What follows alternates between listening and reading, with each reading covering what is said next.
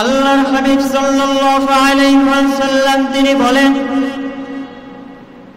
আল্লাহ সুবহানাহু ওয়া তাআলা তিনি এই মসজিদের এত ফজিলত করে দিয়েছেন, এই মসজিদে যারা 5 ওয়াক্ত নামাজ আদায় করবে তাদেরকে এত দামি বানিয়ে দিয়েছেন।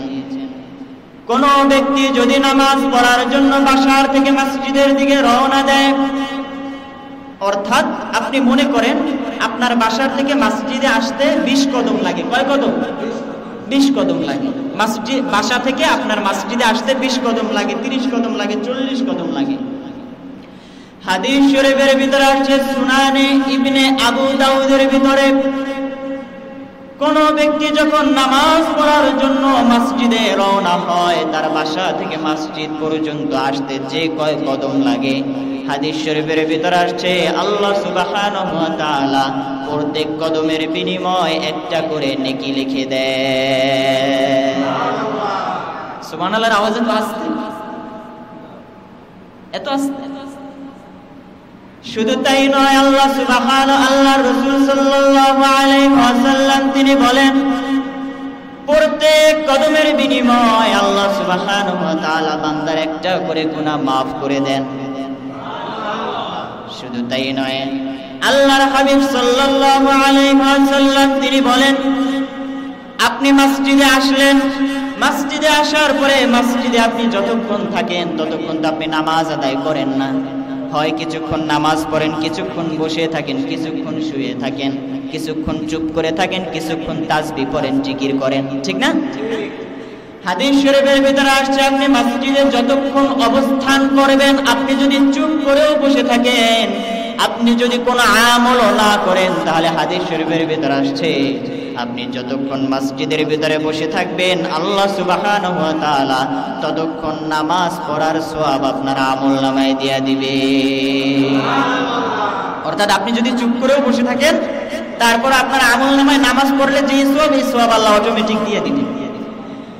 শুধু তাই নয়, আল্লাহ সুবহানাহু ওয়া তাআলা তিনি বলেন, কোন ব্যক্তি যখন নামাজ আদায় মসজিদের ভিতরে থাকে, মসজিদের ভিতরে থাকা যতক্ষণ থাকে, হাদিস শরীফের ভিতরে আসছে রহমতের ফেরেশতারা তার জন্য 3টা দোয়া করতে থাকে। কয়টা দোয়া?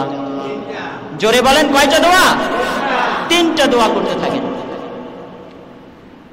একজন নামাজি ব্যক্তি যতক্ষণ মসজিদের ভিতরে অপেক্ষা করেন, রহমতের ফেরেশতারা তার জন্য 3টা দোয়া করতে থাকে।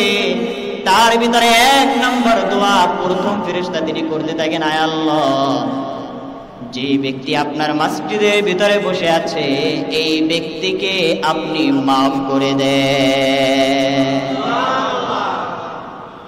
আল্লাহ কখনো পাপকারীদের দোয়া, পাপীদের দোয়া আল্লাহ কবুল করেন না। যারা পুত পবিত্র, আল্লাহ একমাত্র তাদের দোয়া কবুল করেন। তাহলে আমাকে বলেন, পুত পবিত্র একমাত্র কারা? বলতে পারেন? ফেরেশতারা। পুত পবিত্র একমাত্র কারা? ফেরেশতারা। এজন্য ফেরেশতারা 1 নম্বর দোয়া করতে থাকেন, আল্লাহ এই ব্যক্তিকে আপনি maaf করে দেন। 2 নম্বর ফেরেশতা দোয়া করতে থাকে, আল্লাহ আপনি এই ব্যক্তিকে, এই ব্যক্তির উপর আপনি আপনার রহমতের চাদর দিয়ে আপনি আবৃত করে দেন। 3 নম্বর ফেরেশতা দোয়া করতে থাকে, ও আল্লাহ এই ব্যক্তি জীবনে যত তাওবা করেছে সব তাওবাগুলোকে আপনি কবুল করে নেন। আউযু বিল্লাহি মিনাশ শাইতানির রাজীম। বিসমিল্লাহির রাহমানির রাহিম।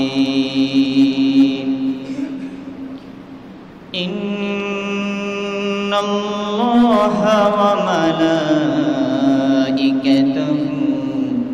ইউসাল্লুনা আলান নবী ইয়া আইয়ুহাল্লাযীনা আমানু সাল্লু আলাইহি ওয়া সাল্লিমু তাসলিমা। সকলে, মসজিদ হচ্ছে মুসলমানদের সাথে জড়িত, মুমিনদের সাথে জড়িত একটি ওতপ্রোত জায়গা। আপনি যদি মুসলিম হয়ে থাকেন, আপনি যদি সুস্থ থাকেন, তাহলে আপনাকে প্রত্যেক দিন আল্লাহর ঘর মসজিদে এসে আপনাকে হাজিরা দিতে হবে। তো সেই হিসাবে আজকে আমাদের আলোচনার বিষয় হচ্ছে মসজিদের আদব সম্পর্কে। কোরআন এবং হাদিস থেকে যে আলোচনাগুলো করা হবে, এর উপর আল্লাহ সুবহানাহু ওয়া তাআলা আমাদের সবাইকে আমল করার, মানার, বুঝার তৌফিক দান করুক। সকলে বলি আমিন। সিজদা দেওয়ার স্থান, অর্থাৎ মুমিনরা, মুসলমানরা যেখানে সিজদা দেয় তাকে মসজিদ বলা হয়। মসজিদ অনেক দামি একটি জায়গা, যেটাকে আমরা বলি আল্লাহ সুবহানাহু ওয়া তাআলার ঘর, তাই না? তো মসজিদ অনেক বড় একটি জায়গা এবং অনেক বড় ফজিলতের একটি স্থানের নাম হচ্ছে মসজিদ। আল্লাহর হাবিব সাল্লাল্লাহু আলাইহি ওয়াসাল্লাম তিনি বলেন, আহাব্বুল বিলাদ ইলাল্লাহ মাসাজিদুহা। পৃথিবীর ভিতরে সবচেয়ে দামি জায়গা, সবচেয়ে ভালো জায়গা হচ্ছে মসজিদ। আর পৃথিবীর ভিতরে সবচেয়ে খারাপ জায়গা কি বলতে পারেন আপনারা? বাজার। মাশাআল্লাহ, আপনারা কি জানেন? পৃথিবীর ভিতরে সবচেয়ে খারাপ জায়গা হচ্ছে বাজার। কারণ বাজারে আপনি যদি যান, আপনি যদি গুনাহ করতে নাও চান, আপনার অনিচ্ছাকৃতভাবে আপনার গুনাহ হয়ে যায়, আপনি নিজেও টের পান।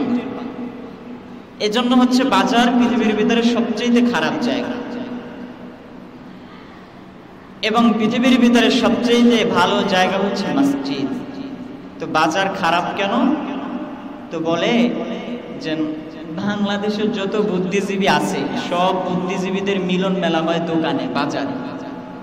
আমি ওটাকে দোকান বলি না, আমি বলি গীবতখানা। কি খানা? গীবতখানা। যত গীবত আছে সব চার দোকানে বসে হয়। আপনি যদি গুনাহ করতে নাও চান, আপনি যদি গীবত গাইতে নাও চান, আপনার মুখ থেকে অটোমেটিক বের হয়ে যাবে। আওয়ামী লীগের ক্ষমতা দিয়ে নামায়, বিএনপির ক্ষমতায় উড়ায়, বিএনপির নামায়, আওয়ামী লীগের উড়ায়, এরকমের আছে না চার দোকানের বুদ্ধিজীবী। ভারতের মোদির ক্ষমতায় নামাইয়া ফেলাইছে, অথচ ভারতের মোদি জানে না যে আমি ক্ষমতায় নেই। বুঝছেন? নেই। এই হচ্ছে চার দোকানের অবস্থা।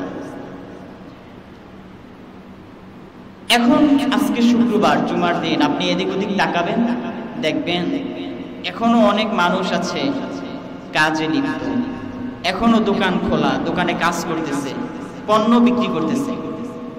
সত্যি না মিথ্যা? একটু কথা বললেন আমার সাথে আপনার, তাহলে আমি কথাগুলো আগাতে পারবো। আজকে অনেক কথা, এত কথা কেমনে বলবো আল্লাহই ভালো জানে। আপনারা একটু আমার সাথে কথা বললেন বাবারা। এমন লোক আছে না? এখন বাজে কত? আপনার 1টা বাজে, সম্ভবত 1টা বাজে। এখনো দেখবেন অনেক মানুষ দোকান আছে, ব্যবসা বাণিজ্য কাজে কর্মে লিপ্ত আছে। এর মানে কি জানেন? এর মানে হচ্ছে সে বুঝাচ্ছে যে নামাজের চাইতে গুরুত্বপূর্ণ কাজ হচ্ছে আমার ব্যবসা বাণিজ্য, আমার কাজ। এই যে সে বুঝাচ্ছে, সে মুখে যেহেতু বলছে না, কিন্তু কাজে তো সে এইটাই বুঝাচ্ছে যে আজকে শুক্রবার নামাজের চাইতে আমার ব্যবসা আমার কাছে বড়, আমার কাজ আমার কাছে বড়। না, সে কেন এখনো দোকান বন্ধ করলো না? কেন সে মুসলমানের বাচ্চা হয়ে এখনো মসজিদে আসলো না? আমার বুঝে আসে না। মানে নামাজের চাইতে তার কাজ বড় হয়ে গিয়েছে। আবার পৃথিবীর ভিতরে সবচেয়ে ভালো জায়গা কি বলেন? মসজিদ। পৃথিবীর ভিতরে সবচেয়ে ভালো জায়গা হচ্ছে মসজিদ। আল্লাহর হাবিব সাল্লাল্লাহু আলাইহি ওয়াসাল্লাম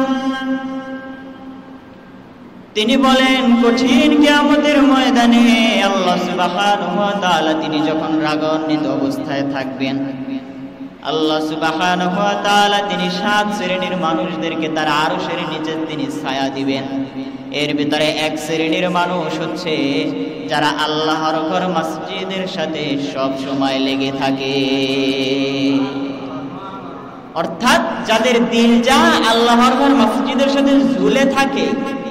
এখানে 2টা ব্যাখ্যা এসেছে। 1 নম্বর ব্যাখ্যা হলো আল্লাহর ঘর মসজিদের সাথে তার অন্তর ঝুলে থাকার মানে হচ্ছে দেখছেন সে জোহরের ওয়াক্ত নামাজ পড়েছে, অর্থাৎ এক ওয়াক্ত নামাজ পড়েছে, আরেক ওয়াক্তর আজান কখন দিবে তার দিলের ভিতরে এই তামান্না থাকে, ফজরের নামাজটা পড়ছি, জোহরের আজান কখন মুয়াজ্জিন দেবে আর আমি কখন আল্লাহকে সাড়া দেব। এটা হচ্ছে মসজিদের সাথে তার অন্তর ঝুলে থাকা। আরেকটা ব্যাখ্যা হচ্ছে মসজিদের সকল কাজকে, সকল প্রয়োজনকে নিজের প্রয়োজন মনে করা। মসজিদের সকল প্রয়োজনকে কার প্রয়োজন মনে করা? নিজের প্রয়োজন মনে করা। ধরেন এই মসজিদের একটা ফ্যান নষ্ট হয়ে গিয়েছে, স্পিকারটা নষ্ট হয়ে গিয়েছে, অথবা ঘড়িটা নষ্ট হয়ে গিয়েছে, আপনি করলেন কি নিজ দায়িত্বে আপনি ফ্যানটাকে ঠিক করে দিলেন। অথবা যদি ফ্যানটাকে ঠিক করে না দেন, আপনি একজন মেকার পাঠালেন, ভাই আমাদের মসজিদে একটা ফ্যান নষ্ট হয়ে গেছে, যাই একটু দেখো তো কি সমস্যা হয়েছে। মসজিদটা নোংরা হয়ে গিয়েছে, নিজে ঝাড়ু দেন, আরেকজনের অপেক্ষায় বসে থাকেন না, আরেকজনকে অর্ডার দেওয়ার হুকুম নিজের চিন্তার ভিতরে, মাথার ভিতরে আইনেন না, নিজে ঝাড়ু দেন। অর্থাৎ মসজিদের সকল সমস্যা নিজের সমস্যা মনে করা, এগুলা কি? আর আপনি যদি এটা মনে করেন যা এগুলো তো সভাপতি, সেক্রেটারি, ক্যাশিয়ারের কাজ, এগুলো আমি করব কেন? আমাকে বলেন, মসজিদ কি কোনো সভাপতির? মসজিদ কি কোনো ক্যাশিয়ারের? মসজিদ কি কোনো সেক্রেটারির? মসজিদ কার? এ ঘর কার? মসজিদ কার? সবার। মসজিদ কার? আমাদের সবার। তাহলে সবার মসজিদ যেহেতু, তাহলে আমরা সভাপতি, ক্যাশিয়ার, সেক্রেটারি এদের উপর নির্ভর করে কেন বসে থাকি? আমরা সবাই নিজ নিজ দায়িত্বে মসজিদের কাজগুলো করার চেষ্টা করব। এবং আপনার মসজিদের সকল কাজকে নিজের কাজ মনে করা, সকল প্রয়োজনকে নিজের প্রয়োজন মনে করা, এই দুইটা কাজ যে ব্যক্তির ভিতরে থাকবে তার অন্তরই মসজিদের ভিতরে ঝুলান্ত আছে। অর্থাৎ মসজিদের সাথে তার সম্পর্কটা কি? গভীর। মসজিদের সাথে তার সম্পর্কটা গভীর। এই মসজিদ এত দামি, এত ফজিলত হাদিস শরীফের ভিতরে আসছে। আল্লাহর হাবিব সাল্লাল্লাহু আলাইহি ওয়াসাল্লাম তিনি বলেন, আল্লাহ সুবহানাহু ওয়া তাআলা তিনি এই মসজিদের এত ফজিলত করে দিয়েছেন, এই মসজিদে যারা 5 ওয়াক্ত নামাজ আদায় করবে তাদেরকে এত দামি বানিয়ে দিয়েছেন। কোন ব্যক্তি যদি নামাজ পড়ার জন্য বাসার থেকে মসজিদের দিকে রওনা দেয়, অর্থাৎ আপনি মনে করেন আপনার বাসার থেকে মসজিদে আসতে 20 কদম লাগে। কয় কদম? 20 কদম লাগে। মসজিদ বাসা থেকে আপনার মসজিদে আসতে 20 কদম লাগে, 30 কদম লাগে, 40 কদম লাগে। হাদিস শরীফের ভিতরে আছে, সুনানে ইবনে আবু দাউদের ভিতরে, কোন ব্যক্তি যখন নামাজ পড়ার জন্য মসজিদে রওনা হয়, তার বাসা থেকে মসজিদ পর্যন্ত আসতে যে কয় কদম লাগে, হাদিস শরীফের ভিতরে আসছে আল্লাহ সুবহানাহু ওয়া তাআলা প্রত্যেক কদমের বিনিময় একটা করে নেকি লিখে দেয়। সুবহানাল্লাহর আওয়াজ তো আসছে, এত আসছে।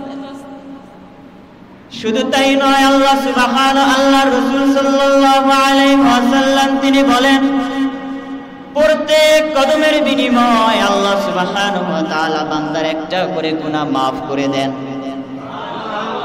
শুধু তাই নয়, আল্লাহর হাবিব সাল্লাল্লাহু আলাইহি ওয়াসাল্লাম তিনি বলেন, আপনি মসজিদে আসলেন, মসজিদে আসার পরে মসজিদে আপনি যতক্ষণ থাকেন ততক্ষণ তো আপনি নামাজ আদায় করেন না। হয় কিছুক্ষণ নামাজ পড়েন, কিছুক্ষণ বসে থাকেন, কিছুক্ষণ শুয়ে থাকেন, কিছুক্ষণ চুপ করে থাকেন, কিছুক্ষণ তাসবিহ পড়েন, জিকির করেন, ঠিক না? হাদিস শরীফের ভিতরে আসছে, আপনি মসজিদে যতক্ষণ অবস্থান করবেন, আপনি যদি চুপ করেও বসে থাকেন, আপনি যদি কোনো আমল না করেন, তাহলে হাদিস শরীফের ভিতরে আসছে আপনি যতক্ষণ মসজিদের ভিতরে বসে থাকবেন, আল্লাহ সুবহানাহু ওয়া তাআলা ততক্ষণ নামাজ পড়ার সওয়াব আপনার আমলনামায় দিয়ে দিবে। অর্থাৎ আপনি যদি চুপ করেও বসে থাকেন, তারপর আপনার আমলনামায় নামাজ পড়লে যে সওয়াব, এই সওয়াব আল্লাহ অটোমেটিক দিয়ে দিবে। শুধু তাই নয়, আল্লাহ সুবহানাহু ওয়া তাআলা তিনি বলেন, কোন ব্যক্তি যখন নামাজ আদায় মসজিদের ভিতরে থাকে, মসজিদের ভিতরে থাকা যতক্ষণ থাকে, হাদিস শরীফের ভিতরে আসছে রহমতের ফেরেশতারা তার জন্য 3টা দোয়া করতে থাকে। কয়টা দোয়া? জোরে বলেন, কয়টা দোয়া? 3টা দোয়া করতে থাকেন। একজন নামাজি ব্যক্তি যতক্ষণ মসজিদের ভিতরে অপেক্ষা করেন, রহমতের ফেরেশতারা তার জন্য 3টা দোয়া করতে থাকে। তার ভিতরে 1 নম্বর দোয়া প্রথম ফেরেশতা তিনি করতে থাকেন, আয় আল্লাহ, যে ব্যক্তি আপনার মসজিদের ভিতরে বসে আছে এই ব্যক্তিকে আপনি মাফ করে দেন। আল্লাহ কখনো পাপকারীদের দোয়া, পাপীদের দোয়া আল্লাহ কবুল করেন না। যারা পুত পবিত্র আল্লাহ একমাত্র তাদের দোয়া কবুল করেন। তাহলে আমাকে বলেন, পুত পবিত্র একমাত্র কারা? বলতে পারেন? ফেরেশতারা। পুত পবিত্র একমাত্র কারা? ফেরেশতারা। এজন্য ফেরেশতারা 1 নম্বর দোয়া করতে থাকেন, আল্লাহ এই ব্যক্তিকে আপনি মাফ করে দেন। 2 নম্বর ফেরেশতা দোয়া করতে থাকে, আল্লাহ আপনি এই ব্যক্তিকে, এই ব্যক্তির উপর আপনি আপনার রহমতের চাদর দিয়ে আপনি আবৃত করে দেন। 3 নম্বর ফেরেশতা দোয়া করতে থাকে, ও আল্লাহ এই ব্যক্তি জীবনে যত তাওবা করেছে সব তাওবাগুলোকে আপনি কবুল করে নেন।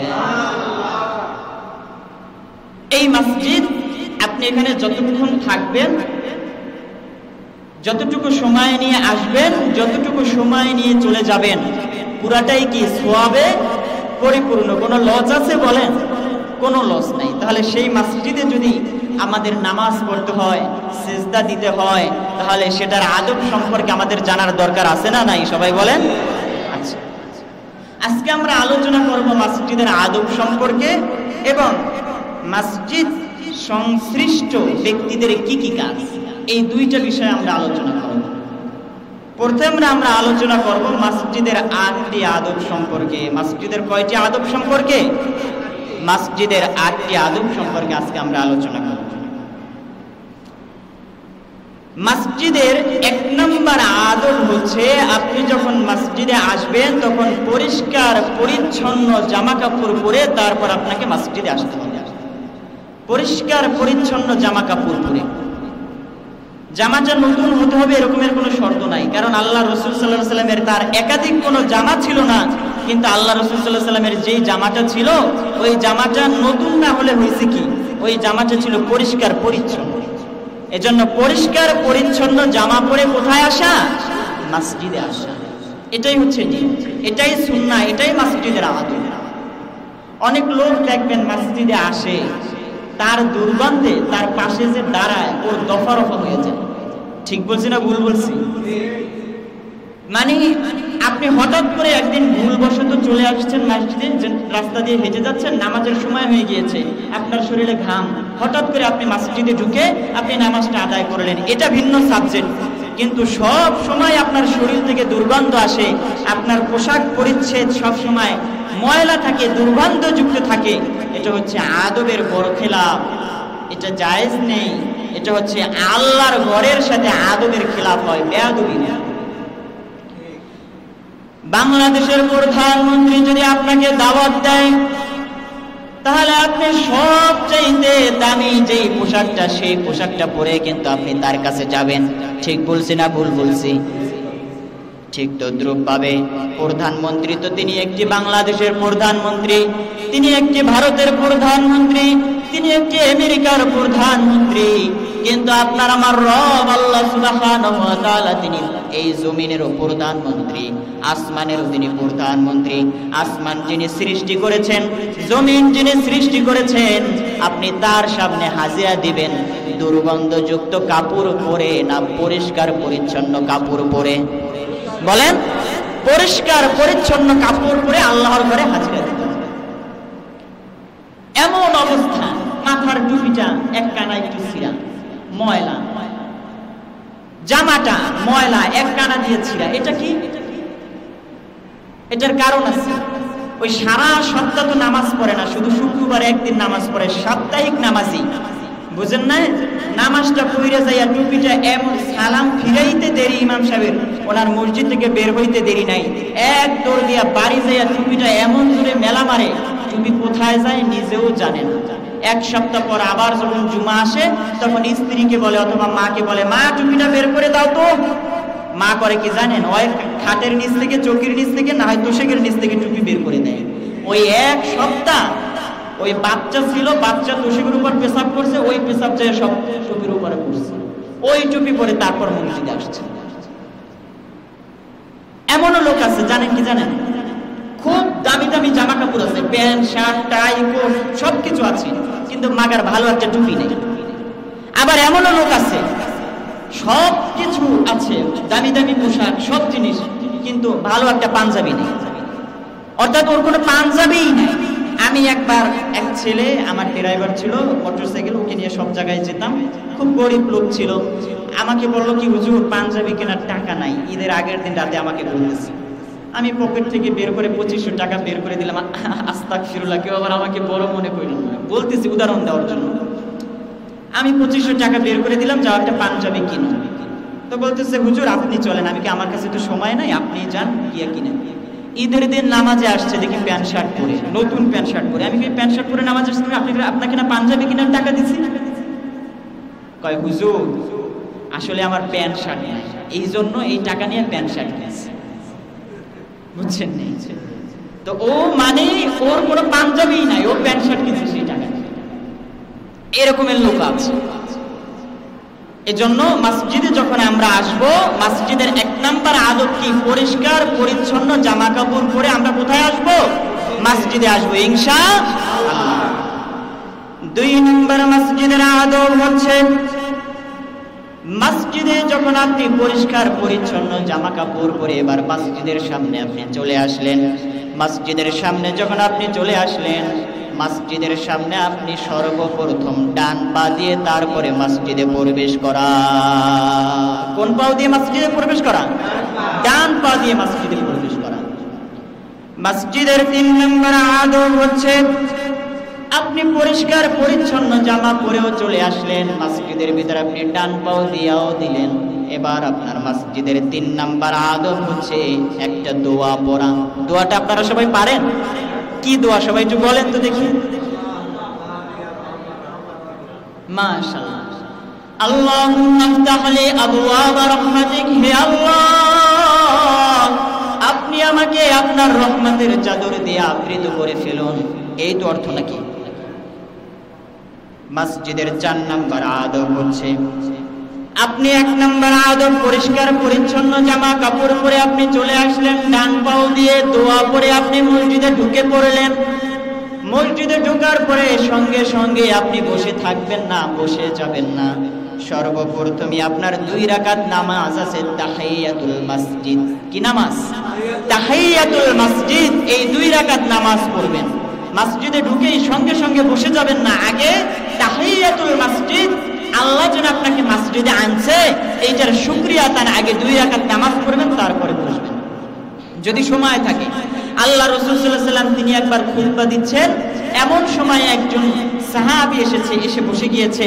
আল্লাহ রাসূল বলতেছেন এখনো অনেক সময় আছে, আগে তাহিয়াতুল মসজিদ পড়ো তারপরে তুমি বসো। এর মানে এটা না ইমাম সাহেব আল্লাহু আকবার বলে দাঁড়িয়ে গিয়েছে, আপনি বারিন্দায় বসে তাহিয়াতুল মসজিদ পড়তে পড়তে দেখি ফরজ শেষ, ইমাম সাহেব বয়ান করতেছে, খুতবা দিতেছে, এমন সময় আপনি নামাজ পড়তেছেন। যদি সময় পান আগে ভাগে আসেন, তাহলে 2 রাকাত তাহিয়াতুল মসজিদ পড়তে হবে। এই হচ্ছে মসজিদের আদব। কয় নম্বরে গেছে? এই যে মনে নাই আলোচনা, কি শুনেন আপনার আলোচনা। এই হচ্ছে 4 নম্বর আদব গেছে, 4 নম্বর। মসজিদের 5 নম্বর আদব হলো,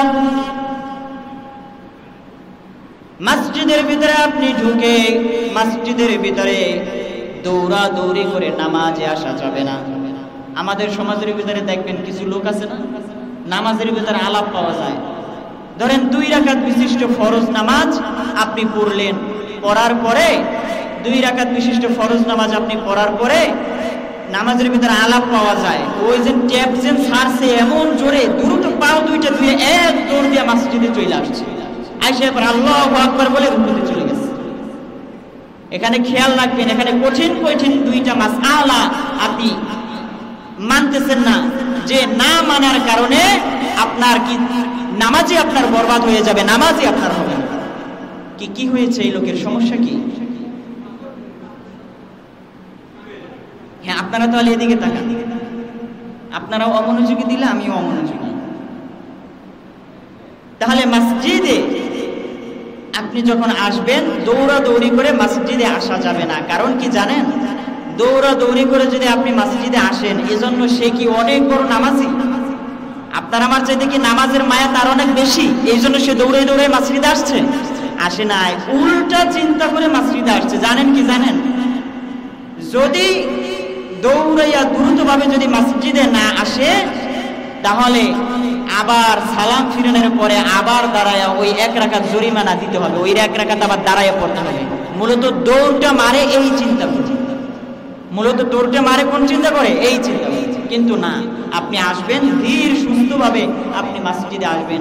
দৌড়াদৌড়ি করে আপনি আসলেন, পাচার খেয়ে আপনার হাঁটুটা ভেঙে গেল। এই জন্য 2023 সালে না খবরে দেখলাম, আপনার নামাজ পড়ার জন্য দৌড় দিছে, গিলাসের সাথে ধাক্কা লেগে ওখানে পড়ে ওখানে মারা গেছে। এই জন্য নামাজে আসবো আমরা ধীর সুস্থে আসবো ইনশাআল্লাহ। মসজিদের 6 নম্বর আদব হচ্ছে মসজিদের ভিতরে কোনো অহেতুক আজে বাজে কথা বলা যাবে না। এটা অত্যন্ত মারাত্মক একটা গুনার কাজ। এই মসজিদ কার বলেন? আমরা সবাই কার? তাহলে আল্লাহর ঘর মসজিদে বসে আমরা যদি দুনিয়াবি অনর্থক কথাবার্তা বলি, তাহলে তো স্বয়ং আল্লাহ সুবহানাহু ওয়া তাআলার ঘরের সাথে আমাদের বেয়াদবি হয়। ঠিক কিনা বলেন? একটা মনে রাখবেন, যে আদব মানে তাকে বলা হয় আদবওয়ালা, আর যে আদব মেনটেন করে না, যে আদব মানে না, তাকে আপনারা গ্রামের ভাষায় কি বলেন? বলেন সবাই? বেদব। তা আপনি তো মুরব্বী মানুষ, আপনি আইসা আপনার জায়গা জমির কথা, রাজনীতির কথা মসজিদের ভিতরে বসে আপনি শুরু করে দিলেন। আপনি হতে পারেন মুরব্বী, কিন্তু আপনি আল্লাহর কাছে একজন বেয়াদব। আপনি আল্লাহর কাছে একজন বেয়াদব। এটা আল্লাহর ঘর মসজিদ, আল্লাহর ঘর মসজিদে বসে কথা চলবে কার? হ্যাঁ, আপনি কথা বলতে পারেন, সালাম ফিরালেন, নামাজ পড়লেন, নামাজ পড়ে গিয়ে আপনি বাইরে গিয়ে দুনিয়াবি কথা বললেন, কিন্তু মসজিদের ভিতরে বসে অহেতুক কোনো কথাবার্তা বলা যাবে না। এগুলো গ্রামে বেশি হয় শহরের চাইতে। আপনারা কেউ এটার থেকে বিরত থাকবেন ইনশাআল্লাহ। 7 নম্বর মসজিদের আদব হলো মসজিদকে কখনো নোংরা করা যাবে না। মসজিদকে কখনো কি করা যাবে না? মসজিদের ভিতর বলেন বাহির বলেন দুটোটাই, মসজিদকে নোংরা করা যাবে না। অনেক সময় দেখা যায় মসজিদ নোংরা, আইসা ঝাড়ু দেয় না, ইমাম সাহেবের উপর বসে থাকে। কেন? ইমাম সাহেবকে কি ঝাড়ু দেওয়ার জন্য রাখছেন নাকি মিয়া? হ্যাঁ, যে ইমাম সাহেব ঝাড়ু দিবে, তাইলে ইমাম সাহেবকে বলতেন যে হ্যাঁ ইমাম সাহেব, এই মসজিদ আপনার ঝাড়ু দিতে হবে, মসজিদের গামছা আপনার ধুইতে হবে, এরপর হচ্ছে মসজিদের কয়েল ধরাতে হবে, মসজিদের ফ্যান চালাতে হবে, ফ্যান বন্ধ করতে হবে। এটা ইমাম সাহেবকে আগেই বলতেন। তাইলে ইমাম সাহেব বলতেছেন এই বেতনে আমার পোষাবে না, আমার বেতন আরো বাড়াই দিতে হবে, আমার বেতন আরো বাড়াই দিতে হবে। কি এগুলা ইমাম সাহেবের কাজ না। ইমাম সাহেবকে ইমাম সাহেবের জায়গায় রাখতে হবে। মসজিদের বাহির এবং ভিতর সব সময় পরিষ্কার রাখবেন। অনেক সময় দেখা যায় কি জানেন, যত ময়লা আবর্জনা আছে সব মসজিদের কিনারায় এসে জমা করে রাখে। পাতা পুতা, পাট ফুল, ধান ধুন সব মসজিদের কিনারায় এসে জমা রাখে। এখানে ফেরেশতারা নামাজ আদায় করে না? এখানে কি আজকে জুমার দিন শুধু আপনারাই আছেন না? এখানে রহমতের ফেরেশতারাও আছে। সবাই বলেন, এখানে রহমতের ফেরেশতারাও আছে। এজন্য মসজিদকে বাহির এবং ভিতর আমরা সবসময় পরিষ্কার রাখার চেষ্টা করবো ইনশাআল্লাহ। 8 নম্বর মসজিদের আদব হচ্ছে পরে এসে ঘাড় ডেঙ্গিয়ে সামনে যাওয়া যাবে না। পরে এসে ঘাড় ডেঙ্গিয়ে কোথায় যাওয়া যাবে না? সামনে যাওয়া যাবে না। আমাদের সমাজে দেখবেন কি অনেক মানুষ আসছে সবার শেষে কাতার ফাঁক করে এরকম ভাবে ঘাড় ডেঙ্গিয়ে ডেঙ্গিয়ে সামনে এসে সামনের কাতারে বসে। তোমাকে এই পারমিশন দিছে কে? এই পারমিশন তোমাকে দিছে কে? আল্লাহর হাবিব সাল্লাল্লাহু আলাইহি ওয়াসাল্লাম বলেন, কোন ব্যক্তি যদি নামাজের শেষে এসে ঘাড় ডেঙ্গিয়ে যদি সামনে বসে, সে যেন জাহান্নামের পথকে সে সামনে আগালো, অর্থাৎ জাহান্নামের রাস্তা সে কমালো। অর্থাৎ আপনি 1 কদম রাস্তা যদি আপনি সামনে আগান, তাহলে জাহান্নামে যাওয়ার 1 কদম রাস্তা আপনার কম। এজন্য ঘাড় ডেঙ্গিয়ে কখনো সামনে আসবেন। আপনি হতে পারেন সভাপতি, হতে পারেন সেক্রেটারি, হতে পারেন আপনি এলাকার চেয়ারম্যান, হতে পারেন মেম্বার, হতে পারেন নেতা, হতে পারেন আপনি প্রধানমন্ত্রী, আপনি যদি মসজিদে ঢুকেন আপনাকে শেষে বসতে হবে। সামনে যদি রিকশাওয়ালাও বসে, তাকে সরিয়ে আপনার বসার কোনো পারমিশন, কোনো অধিকার আপনার নাই। আপনি প্রধানমন্ত্রী, আপনি এমপি, চেয়ারম্যান, সভাপতি, সেক্রেটারি, এগুলো সব মসজিদের বাইরে রেখে মসজিদের ভিতরে ঢুকবেন।